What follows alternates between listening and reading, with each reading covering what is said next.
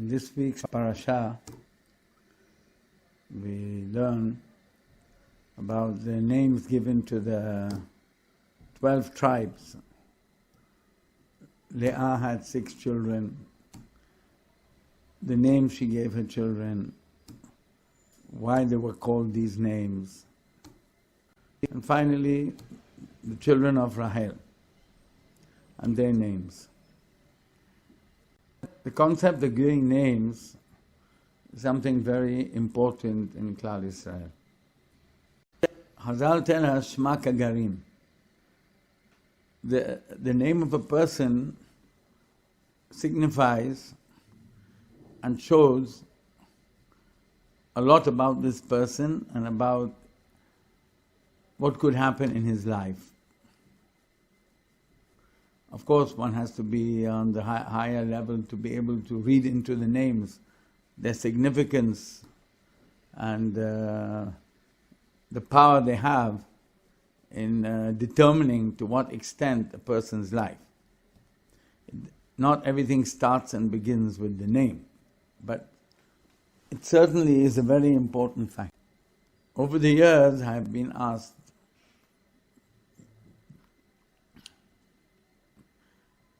probably hundreds, maybe thousands of times concerning names. Is this a good name? Is this a good name? Okay, many questions. So I thought we'll say something on this topic to, in a few minutes, to cover all the ground is not possible, but at least to touch on the points, on the major points of this topic. A lot of the decisions concerning the names given to children depends very much on the customs existing in different communities of Klal Yisrael. Some communities are very particular to give their children first and foremost the names of the grandparents. First the father's parents and the mother's parents. Even if they're alive, others don't give a name on a living person, only after they pass away. Then there are topics like what are the correct names to give, etc. And even concerning that, often the custom overrules the norms of good advice and proper decisions, because the custom is the custom and people adhere to the customs. Especially since a lot of Kibud Av V'Em is dependent on how the decisions in this area are made. So first and foremost, I would like to say, if someone comes up to me and asks, what name should I give to my son or to my daughter? So, first and foremost, we recommend names mentioned in the Torah, in the 5 books of Moses, in the prophets, in the judges, in all the books of the Tanakh, to give them precedence over any other name. But they should be names of the righteous, not, God forbid, names of the wicked. Chazal tell us that the names of the righteous are blessed and the names of the wicked are cursed. So obviously we have to choose the names of the most righteous people mentioned in the Bible. Another point to be taken into consideration, and many decide in accordance with this, is when was the baby born? Which parasha does it coincide with?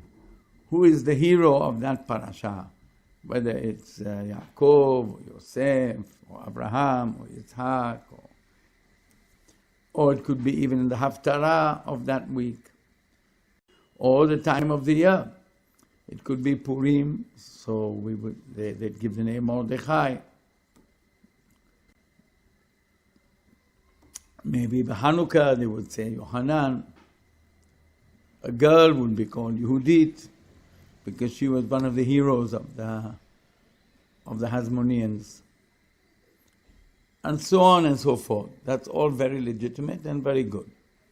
However, first and foremost, one is those communities who are particular to give the names of the grandparents in accordance with their customs, whether even in their lifetime or only after they departed. These things are taken very seriously. There are certain communities when if the boy was not called after his grandfather first, the grandfather won't know him. He won't come to the brit, and won't come to the bar mitzvah, he won't come to the wedding. He will feel insulted and hurt that his name was not given. Many families have tradition going back centuries and centuries that the name of the grandfather is always given to the firstborn grandson, and it carries on from generation to generation. Now there's a question about names, non-Jewish names. So we can't hide the facts. Although I would say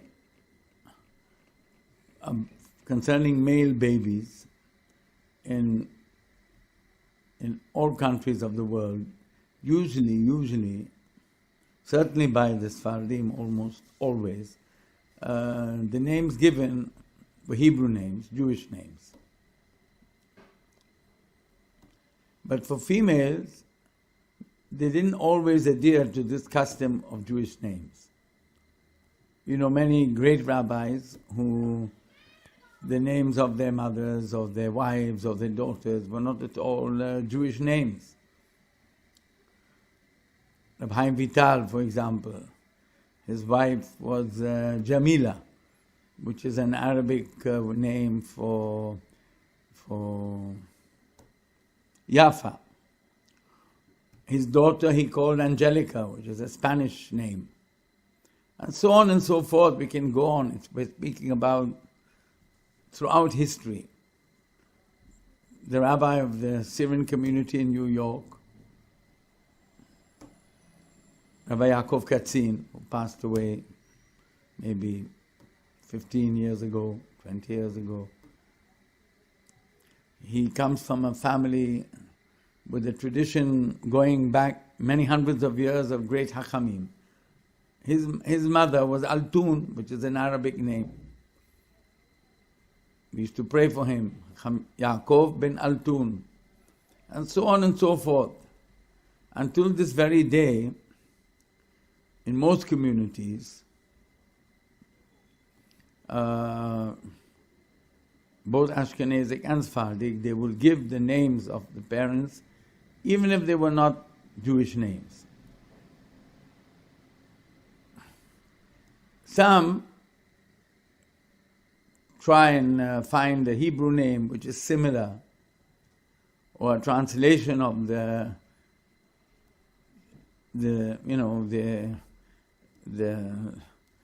German name or the Arabic name, and use a name which is similar, which sounds similar. But not always the grandparents are going to be very happy about that.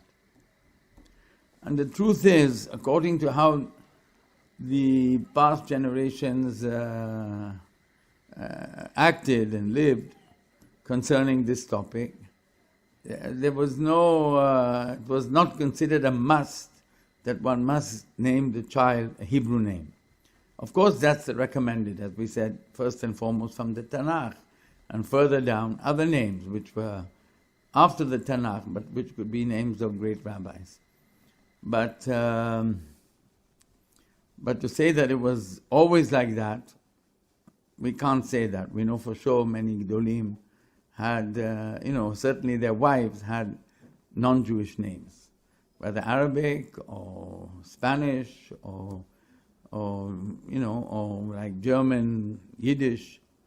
Some names are not directly from the Bible, from the Tanakh, but they are certainly considered Jewish names. For example, Meir. Meir is not mentioned in the whole Bible, but we know the great Tana, Rabbi Meir. So he is from the Tanaim, from that generation. For example, the name Haim.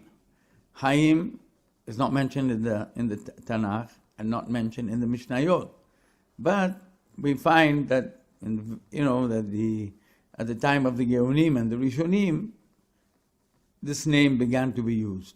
So what does that mean? It means that it was taken as an accepted practice that any Hebrew name, any Hebrew word which has pleasant, positive, good connotations can be used as a name. Haim is something beautiful, life. Meir, light. These are beautiful words. So they were used as names. So for example, those who today are going to choose, again, newer names, which we don't have a big tradition about, whether it could be Shira for a girl, something similar. So according to the custom prevailing about Meir and Chaim, so Shira is a good name because it is a Hebrew word with a good connotation, a good meaning. The great Rabbi Menachem Azaria Mifano gave his daughters very interesting names. I don't remember them exactly, but they're, two nice words, like you could say, Rina Tehila, for example, let's say. Or something like that, or Gila Rina, these type of names. So if Gedolei Israel had this approach, we cannot disagree with them for sure, and we can infer that any Hebrew word with a good explanation is acceptable as a name. Concerning changing names, this has become now like a plague, like an epidemic, even worse than the corona epidemic. There are all sorts of fake Kabbalists roaming around the world and blaming everything on the names and changing people's names, probably not in the correct way at all. And these people end up not knowing their names anymore, because one guy added a name, the other one took off a name, one added a letter, and so on and so forth, that the people don't know anymore what their names were.